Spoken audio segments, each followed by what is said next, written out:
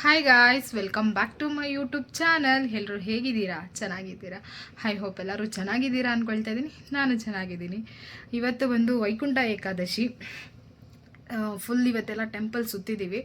ಒಂದು 3 ದೇವಸ್ಥಾನಕ್ಕೆ ಹೋಗಿದ್ದೆ ನಾನು. ಬೆಳಗ್ಗೆನೇ ಪ್ಲ್ಯಾನ್ ಮಾಡಿದ್ದು ಗೈಸ್. ಫಸ್ಟು ಅಂದ್ಕೊಂಡಿರಲಿಲ್ಲ ಹೋಗ್ಬೇಕು ಅಂತ. ನೆನ್ನೆ ಏನೋ ಅದಕ್ಕೆ ಇವತ್ತು ಬೆಳಗ್ಗೆನೇ ಎಲ್ಲ ಕೆಲಸ ಬೇಗ ಮುಗೀತು. ಸರಿ, ದೇವಸ್ಥಾನಕ್ಕಾದರೂ ಹೋಗ್ಬಿಟ್ಟು ಬರೋಣ, ಇವತ್ತು ವೈಕುಂಠ ಏಕಾದಶಿ ಅಂತೇಳ್ಬಿಟ್ಟು ನಾನು ರಮ್ಯಾ ಕರೆದೆ, ನನ್ನ ಫ್ರೆಂಡು ಬಂದರು. ಇಬ್ಬರು ಹೋಗ್ಬಿಟ್ಟು ಫಸ್ಟು ಹೋದ್ವಿ ದೇವಸ್ಥಾನದಲ್ಲಿ. ಫುಲ್ಲು ರಶ್ ಅಂದರೆ ರಶ್ಶು. ಒಳಗಡೆ ನಾವು ಏನಂತ ನಾಟಕ ಆಡಿದ್ವಿ ಅಂದ್ರಲ್ಲಿ ಬೇಗ ಹೋಗಬೇಕು ಅಂತೇಳ್ಬಿಟ್ಟು. ರಮ್ಯಾಗೆ ಮಗು ಇತ್ತು. ಮಕ್ಕಳಿರೋರಿಗೆ ಬೇಗ ಬಿಡ್ತಿದ್ರು ಒಳಗಡೆ. ಮಕ್ಕಳಿರೋರಿಗೆ ಮತ್ತು ವಯಸ್ಸಾಗಿರೋರಿಗೆ ಏನಾದರೂ ಪ್ರಾಬ್ಲಮ್ಸ್ ಇರುತ್ತಲ್ಲ ಅಂಥವ್ರಿಗೆಲ್ಲ ಬೇಗ ಬಿಡ್ತಾಯಿದ್ರು. ನಾರ್ಮಲ್ ಇರೋರಿಗೆ ಬಿಡ್ತಾ ಇರಲಿಲ್ಲ. ಅದಕ್ಕೆ ರಮ್ಯಾ ಇನ್ನೊಬ್ಳೆ ಹೋದ್ರೆ ನಾನು ಸಪ್ರೇಟಾಗಿ ಬಿಡ್ತೀನಿ ಅಂತೇಳ್ಬಿಟ್ಟು ಏನು ಸುಳ್ಳು ಹೇಳಿದ್ವಿ ಅಂದರೆ ಅಲ್ಲಿ ರಮ್ಯಾ ಮಗು ಇತ್ತು, ಓದ್ಲು. ರಮ್ಯಾ ಇಟ್ಕೊಂಡು ಅವರು ಪ್ರೆಗ್ನೆಂಟು, ಪಾಪ ಅವರು ಲೈನಲ್ಲೆಲ್ಲ ನಿಂತ್ಕೊಳ್ಳೋಕ್ಕಾಗಲ್ಲ ಸರ್, ನೂಕಾಕ್ಬಿಡ್ತಾರೆ ಅಂತ ಹೇಳಿದ್ರು. ಅವರು ನಿಜ ನಂಬಿಟ್ಟಿದ್ದಾರೆ. ನನ್ನ ನೋಡಿ ಹೊಟ್ಟೆ ಸ್ವಲ್ಪ ದಪ್ಪ ಇರೋದಕ್ಕೇನೋ ಗೊತ್ತಿಲ್ಲ, ನನಗಂತೂ ಎಷ್ಟು ನಕ್ಕಿದ್ದೀನಿ ಅಂದರೆ ಅವರು ಬಿಟ್ಬಿಟ್ರು ಒಳಗಡೆ. ಹೌದಾ ಅಂತೇಳ್ಬಿಟ್ಟು ನಾನು ನೋಡಿದ್ರು.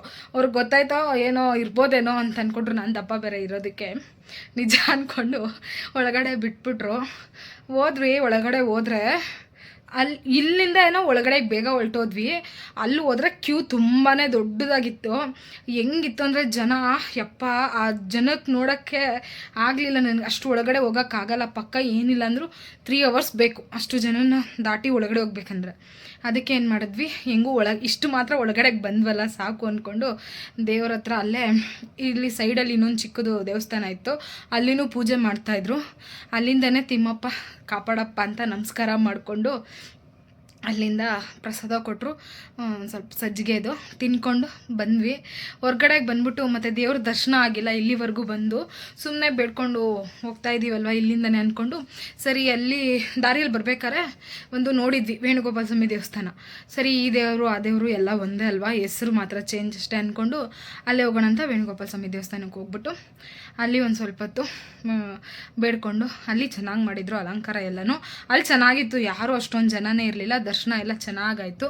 ಹೋಗ್ಬಿಟ್ಟು ಅಲ್ಲಿ ದರ್ಶನ ಮಾಡಿಕೊಂಡು ಬರ್ತಾಯಿದ್ವಿ. ಬರಬೇಕಾದ್ರೆ ಹಾಗೆ ಅದೇ ರೋಡಲ್ಲೇ ರಾಯರ ಟೆಂಪಲ್ ಇದೆ. ನಾನು ಹೋಗ್ತಾ ಇದ್ನಲ್ಲ ಬಾಶೆಟ್ಟಹಳ್ಳಿ, ಅಲ್ಲಿ ಅದಕ್ಕೆ ಹಂಗೆ ಬಾಶೆಟ್ಟಹಳ್ಳಿಯಲ್ಲಿ ಯಾಕೋ ಹೋಗ್ಬೇಕು ಮುಂದಕ್ಕೆ ಬಂದುಬಿಟ್ಟಿದ್ವಿ. ಆಮೇಲೆ ತಿರ್ಗಾ ಹೋಗೋಣ ಅನ್ನಿಸ್ತಿತ್ತು. ಇವತ್ತು ಶುಕ್ರವಾರ ತೆಗ್ದಿರ್ತಾರೋ ಇಲ್ವೋ ಅಂದ್ಕೊಂಡು, ಆದರೂ ಇರಲಿ ಅಂತೇಳ್ಬಿಟ್ಟು ಹೋಗೋಷ್ಟರಲ್ಲಿ ತೆಗ್ದಿದ್ರು. ಅದು ನಿನ್ನೆ ಎಲ್ಲ ಪೂಜೆ ಆಗಿತ್ತಲ್ವ, ಇವತ್ತೆಲ್ಲ ಕ್ಲೀನ್ ಮಾಡ್ತಾಯಿದ್ರು. ಆದರೂ ಹೋಗಿ ಒಂದು ಸ್ವಲ್ಪ ನಮಸ್ಕಾರ ಹಾಕ್ಕೊಂಡು ಖುಷಿ ಆಯಿತು. ಸ್ವಲ್ಪ ಹೊತ್ತು ನೆಮ್ಮದಿಯಾಗಿ ಕುತ್ಕೊಂಡ್ವಿ.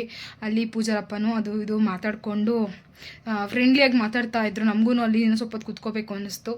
ಚೆನ್ನಾಗಿತ್ತು. ಒಂದು ಹೆಂಗೆ ಅಂದರೆ ವೈಬ್ಸ್ ಹೆಂಗಿತ್ತು ಅಂದರೆ ರಾಯರೇ ನಮ್ಮ ಜೊತೆ ಕುತ್ಕೊಂಡು ಮಾತಾಡ್ತಾ ಇದ್ದಾರೆ ಅನ್ನೋ ಥರ ಫೀಲ್ ಆಗ್ತಾಯಿತ್ತು. ಅಷ್ಟು ಚೆನ್ನಾಗಿತ್ತು. ಅಲ್ಲಿ ಕುತ್ಕೊಂಡು ಮಾತಾಡಿಕೊಂಡು ನಮಸ್ಕಾರ ಮಾಡಿಕೊಂಡು ಬರೋಣ ಅನ್ನೋ ಟೈಮ್ಗೆ ನಮ್ಮ ಹಸ್ಬೆಂಡ್ ಫೋನ್ ಮಾಡಿದ್ರು. ಅವ್ರು ಫೋನ್ ಮಾಡಿ ಎಲ್ಲಿದ್ದೀರಾ ಅಂತ. ನಾನು ಈ ಥರ ದೇವಸ್ಥಾನಕ್ಕೆ ಬಂದಿದ್ದೇನೆ ಅಂದೆ. ಮತ್ತು ನಾನು ಬರ್ತೀನಿ ಇರು, ನಾನು ಈ ಸೈಡೇ ಇದ್ದೀನಿ ಅಂತ ಹೇಳ್ಬಿಟ್ಟು ಅವರು ಬಂದರು. ಹಂಗೆ ಅವರು ನಮಸ್ಕಾರ ಮಾಡಿಕೊಂಡು ಒಂದು ಸ್ವಲ್ಪ ಹೊತ್ತು ಮಾತಾಡಿಕೊಂಡು ಅವ್ರು ಕೆಲ್ಸಕ್ಕೆ ಹೋದರು. ನಾವು ಈ ಕಡೆ ಬಂದ್ವಿ. ಮನೆಗೆ ಬಂದೆ. ಮನೆಗೆ ಇವಾಗ ನಾವು ಹೋಗಿದ್ದು ಎಷ್ಟೊತ್ತಿಗೆ ಗೊತ್ತಾ, 11 ಗಂಟೆಗೆ ಹೋಗಿದ್ದು. ಇವಾಗ ಟೈಮ್ ಬಂದು 2:30 ಆಗಿದೆ. ಇವಾಗ ಮನೆಗೆ ಬಂದ್ವಿ. ಸ್ವಲ್ಪ ನೆಮ್ಮದಿ ಅನ್ನಿಸ್ತು. ದೇವಸ್ಥಾನಕ್ಕೆಲ್ಲ ಹೋಗಿ ಬಂದಿದ್ದಕ್ಕೆ ಸ್ವಲ್ಪ ಖುಷಿ ಆಯಿತು. ಅದಕ್ಕೆ ಸ್ಟಾರ್ಟಿಂಗಲ್ಲಿ ನಾನು ವೀಡಿಯೋ ಮಾಡಿರಲಿಲ್ಲ. ಬೆಳಗ್ಗೆ ಬೇಗ ಅರ್ಜೆಂಟಲ್ಲಿ ಹೊರಟೋದ್ವಿ. ಅದಕ್ಕೆ ಸ್ವಲ್ಪ ನಿಮ್ಮ ಹತ್ರ ಶೇರ್ ಮಾಡ್ಕೊಳ್ಳೋಣ ಅಂತೇಳ್ಬಿಟ್ಟು ಇವಾಗ ಸ್ಟಾರ್ಟ್ ಮಾಡಿದ್ದೀನಿ. ಮತ್ತು ನಾನು ಇವಾಗ ದೇವಸ್ಥಾನಕ್ಕೆಲ್ಲ ಹೋಗಿದ್ನಲ್ಲ, ಅದನ್ನೆಲ್ಲ ವೀಡಿಯೋ ಹಾಕ್ತೀನಿ ನೋಡಿ. ನಿಮಗೂ ಈ ವಿಡಿಯೋ ಇಷ್ಟ ಆದರೆ ಲೈಕ್, ಶೇರ್, ಕಮೆಂಟ್ ಮಾಡಿ. ಇನ್ನೂ ಯಾರು ನನ್ನ ಚಾನಲ್ ಸಬ್ಸ್ಕ್ರೈಬ್ ಮಾಡದೆ ನೋಡ್ತಾ ಇದ್ದೀರೋ ಅವರೆಲ್ಲ ದಯವಿಟ್ಟು ಸಬ್ಸ್ಕ್ರೈಬ್ ಮಾಡ್ಕೊಳ್ಳಿ. ಲೈಕ್ ಮಾಡೋದು ಮರಿಬೇಡಿ. ಇವಾಗಲೇ ಒಂದು ಲೈಕ್ ಮಾಡಿಬಿಡಿ. ಓಕೆ ಗೈಸ್, ಇಲ್ಲಿ ಹೋದ್ವಿ. ಫಸ್ಟು ಹೇಳಿದ್ನಲ್ವ ನಾನು, ಫಸ್ಟ್ ಹೋದ್ವಿ ಅಂತ. ಅಲ್ಲಿ ನೋಡಿ ಎಷ್ಟು ಜನ ಇದ್ದಾರೆ. ಜನದ ಮಧ್ಯೆ ನಾವು ಅದೇ ಆ ಥರ ಹೇಳ್ಬಿಟ್ಟು ಒಳಗಡೆ ಹೋದರೆ ಈ ಥರ ಎಲ್ಲ ಡೆಕೋರ್ ಮಾಡಿದರು. ತುಂಬ ಚೆನ್ನಾಗಿತ್ತು. ನನಗಲ್ಲಿ ಫುಲ್ ಇಷ್ಟ ಆಯಿತು. ಆದರೆ ಒಳಗಡೆ ಹೋಗೋಕ್ಕಾಗಲ್ಲ ನೋಡಿ. ಅಲ್ಲಿ ನಿಮಗೆ ಕಾಣಿಸ್ತಾ ಇರ್ಬೋದು ಕ್ಯೂ ಹೆಂಗಿದೆ ಅಂತ. ಅದು ಒಳಗಡೆ ಹೋಗೋ ಕ್ಯೂ. ಅದರಲ್ಲಿ ಮಾತ್ರ ನಾವು ಮಧ್ಯೆ ಎಲ್ಲೂ ತೂರೋಕ್ಕಾಗಲ್ಲ, ಅಂದರೆ ಮಧ್ಯದಲ್ಲಿ ಹೋಗೋಕ್ಕಾಗಲ್ಲ. ಅದರಿಂದ ಅಷ್ಟು ಅಲ್ಲಿಗೆ ಸ್ಟಾಪ್ ಆಗಿಬಿಟ್ವಿ. ಇಲ್ಲಿಂದನೇ ಸ್ವಲ್ಪ ಕಾಣಿಸುತ್ತೆ ಅಲ್ಲಿ ಗ್ರಿಲ್ಸ್ ಒಳಗಡೆ. ಅಲ್ಲೇ ದರ್ಶನ ಮಾಡಿಕೊಂಡು ಅಲ್ಲಿ ದೇವ್ರ ಹತ್ರ ಎಲ್ಲ ಸ್ವಲ್ಪ ವೀಡಿಯೋಸು ಫೋಟೋಸು ತಗೊಂಡು ಅಲ್ಲೊಂದು ಚಿಕ್ಕದೊಂದು ದೇವಸ್ಥಾನ ಇತ್ತು. ಅಲ್ಲೇ ಹೋಗ್ಬಿಟ್ಟು ದೇವಸ್ಥಾನ ಹತ್ರ ಪೂಜೆ ಮಾಡಿಸ್ಕೊಂಡ್ವಿ. ಮತ್ತು ಅಲ್ಲಿ ಕೆಳಗಡೆ ಒಂದು ಚಿಕ್ಕದಾಗಿ ಇದು ಮಾಡಿದರು, ಅಂದರೆ ದೇವ್ರು ಮಾಡಿ ಎಲ್ಲರೂ ಅಲ್ಲೇ ಆರತಿ ಎಲ್ಲ ಮಾಡಿ ತೆಂಗಿನಕಾಯಿ ಹೊಡೆದು ಅಲ್ಲೇ ಒಂದಷ್ಟು ಜನ ಪೂಜೆ ಮಾಡ್ತಿದ್ರು. ನಾವು ಅದನ್ನೇ ನೋಡ್ಬಿಟ್ಟು ಅದನ್ನು ನಾನು ವೀಡಿಯೋ ಮಾಡ್ಕೊಂಡಿಲ್ಲ, ಆದರೆ ಅಲ್ಲಿ ಮಾಡಿಕೊಂಡೆ. ಅಲ್ಲೊಂದು ಸತಿ ಪೂಜೆ ಮಾಡಿ ಮತ್ತು ಇಲ್ಲಿ ಟೆಂಪಲ್ ನೋಡಿ, ಇಲ್ಲೊಂದು ಚಿಕ್ಕದಾಗಿತ್ತು ದೇವಸ್ಥಾನ. ಇಲ್ಲಿ ಬಂದ್ವಿ, ಇಲ್ಲಿ ಎಲ್ಲರಿಗೂ ಮಂಗಳಾರತಿ ಕೊಡ್ತಾಯಿದ್ರು. ಸರಿ ನಾವು ಅಲ್ಲಿಗೆಲ್ಲ ಹೋಗೋದೇನಕ್ಕೆ, ಇಲ್ಲೇ ಮಂಗಳಾರತಿ ತೊಗೊಂಡು ಇಲ್ಲೇ ಇದು ಮಾಡ್ಕೊಂಡು ಹೋಗೋಣ, ಅಲ್ಲಿಗೆ ಅಂದರೆ ರಿಸ್ಕ್ ಆಗುತ್ತೆ ಅಂದ್ಬಿಟ್ಟು ಅಲ್ಲೇ ಮಾತ್ರ ಪೂಜೆ ಮಾಡಿಕೊಂಡು ನಮಸ್ಕಾರ ಮಾಡಿಕೊಂಡು, ಮತ್ತು ಅಲ್ಲಿ ಎಲ್ಲ ನೋಡಿ ಎಷ್ಟು ಚೆನ್ನಾಗಿ ಡೆಕೋರೇಷನ್ ಮಾಡಿದ್ರಲ್ಲ, ಅಲ್ಲೆಲ್ಲ ಹೋಗಿ ಒಂದು ಸೆಲ್ಫಿ ತೊಗೊಂಡ್ವಿ. ಇದು ಕಲ್ಲು ಸಕ್ಕರೆ ಕೊಟ್ಟರು ಪ್ರಸಾದ ಅಂತ.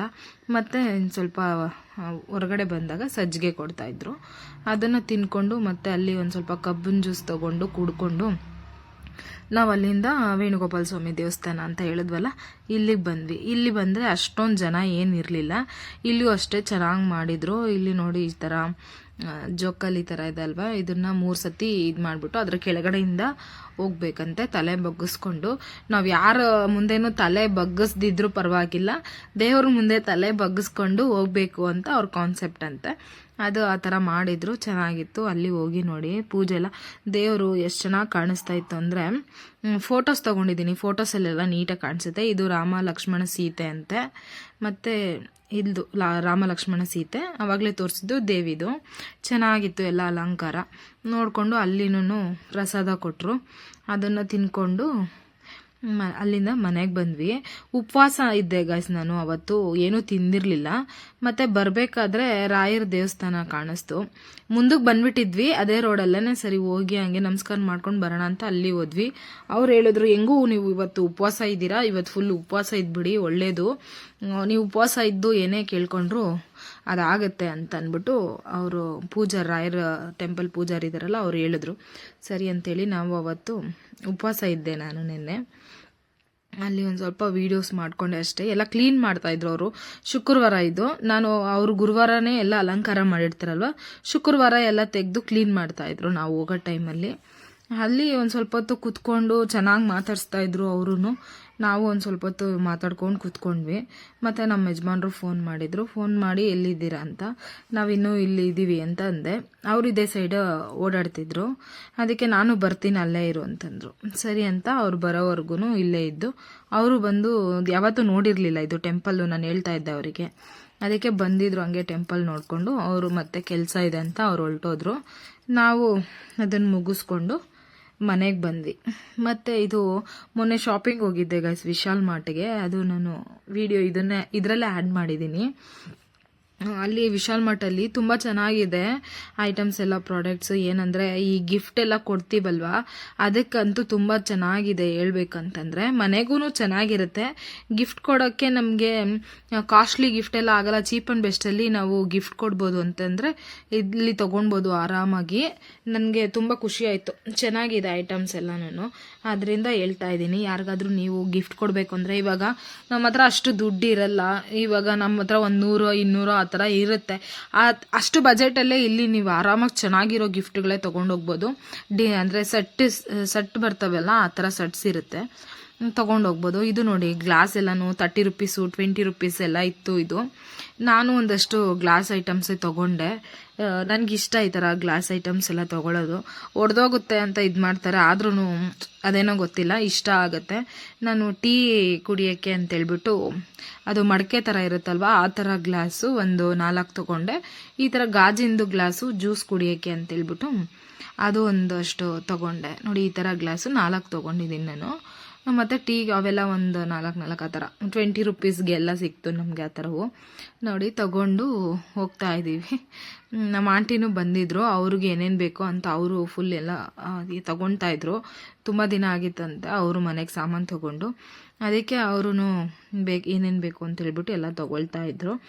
ಅವರೆಲ್ಲ ತೊಗೊಂಡ್ರು, ನಾನೇನು ಅಷ್ಟೊಂದು ತೊಗೊಂಡಿಲ್ಲ, ಬರೀ ಗ್ಲಾಸ್ ಐಟಮ್ಸು, ಒಂದು ಸ್ವಲ್ಪ ನನ್ನ ಮಗನಿಗೆ ಒಂದು ಜೊತೆ ಬಟ್ಟೆ ತೊಗೊಂಡೆ ಅಲ್ಲಿ ಅಷ್ಟೇ, ಇನ್ನೇನು ತೊಗೊಂಡಿಲ್ಲ. ಎಲ್ಲನೂ ನಮ್ಮ ಆಂಟಿ ತೊಗೊಂಡ್ರು. ಪ್ರಾಡಕ್ಟ್ಸ್ ಅಂದರೆ ಸ್ವಲ್ಪ ಒಂದೊಂದು ಕಾಸ್ಟ್ಲಿ ಇದ್ದಾವೆ, ಒಂದೊಂದು ಕಮ್ಮಿ ಇದ್ದಾವೆ. ಎಲ್ಲ ಕಮ್ಮಿ ಎಲ್ಲ ಕಾಸ್ಟ್ಲಿ ಅಂತ ಹೇಳೋಕ್ಕಾಗಲ್ಲ. ನೋಡಿಕೊಂಡು ನಮಗೆ ಯಾವ ಥರದ್ದು ಬೇಕೋ ಅದನ್ನು ನಾವು ಆರಾಮಾಗಿ ಇಲ್ಲಿ ತೊಗೊಳ್ಬೋದು. ಇದು ಅಷ್ಟೇ, ಬಟ್ಟೆನೂ ಅಷ್ಟೇ, ಕಲೆಕ್ಷನ್ಸ್ ಎಲ್ಲ ಚೆನ್ನಾಗಿದ್ವು. ಆದರೆ ನನಗೆ ಒಂದು ಸ್ವಲ್ಪ ಬಜೆಟು ಜಾಸ್ತಿ ಆಯಿತು ಅನಿಸ್ತು ಬಟ್ಟೆದೆಲ್ಲನೂ. ಮಕ್ಕಳ ಬಟ್ಟೆ ಪರವಾಗಿಲ್ಲ, ನಮಗೆಲ್ಲನೂ ಕಾಸ್ಟ್ಲಿನೇ ಇತ್ತು ಸ್ವಲ್ಪ. ಅಂದರೆ ಕ್ವಾಲಿಟಿ ಅಷ್ಟೊಂದೇನು ಇರಲಿಲ್ಲ, ನೋಡಿದ್ರೆ ಕಾಸ್ಟ್ಲಿ ಅನಿಸ್ತು. ಮತ್ತು ಹಂಗೆ ಒಂದು ಮಸಾಲೆ ತಿನ್ಕೊಂಡು ಬಂದುಬಿಟ್ವಿ. ಇದು ನೆಕ್ಸ್ಟ್ ಡೇ ಇವರು ಲಕ್ಷ್ಮೀ ಸಂದೀಪ್ ಅಂತ ವ್ಲಾಗ್ಸ್ ಮಾಡ್ತಾರೆ, ನೀವು ನೋಡ್ಬೋದು, ಇವ್ರದ್ದು ವ್ಲಾಗ್ಸ್ ಎಲ್ಲ ಇರುತ್ತೆ. ಅವ್ರ ಜೊತೆ ಹಂಗೆ ಮಸಾಲೆ ತಿನ್ಕೊಂಡು ಅವ್ರು ಹೊಲ್ಟೋದ್ರು, ಅವ್ರಿಗೆ ಟೈಮ್ ಆಗುತ್ತೆ ಅಂತ. ಮತ್ತು ಇದು ನನ್ನ ಹಸ್ಬೆಂಡ್ ಬಂದಮೇಲೆ ಅವ್ರ ಜೊತೆ ಇನ್ನೊಂದು ಸತಿ ಅವರು ಪಾನಿಪುರಿ ಎಲ್ಲ ತಿನ್ನಬೇಕು ಅಂತಂದರು. ಅಲ್ಲಿ ಹೋಗಿ ಮತ್ತೆ ಒಂದು ಗೋಬಿ ತಿನ್ಕೊಂಡು ಬಂದ್ವಿ. ಸಿಂಗ್ನಾಯ್ಕನಹಳ್ಳಿಯಲ್ಲಿ ತುಂಬ ಚೆನ್ನಾಗಿರುತ್ತೆ ಗೋಬಿ. ಓಕೆ ಗೈಸ್, ನೋಡಿದ್ರಲ್ವಾ ಇವತ್ತಿನ ವಿಡಿಯೋ ಇಷ್ಟೇ. ನಿಮ್ಗೆಲ್ಲರಿಗೂ ಇಷ್ಟ ಆಗಿದ್ರೆ ಲೈಕ್, ಶೇರ್, ಕಮೆಂಟ್ ಮಾಡಿ. ಇನ್ನೂ ಯಾರು ನನ್ನ ಚಾನಲ್ ಸಬ್ಸ್ಕ್ರೈಬ್ ಮಾಡಿಲ್ಲ, ಸಬ್ಸ್ಕ್ರೈಬ್ ಮಾಡ್ಕೊಳ್ಳಿ. Thank you for watching.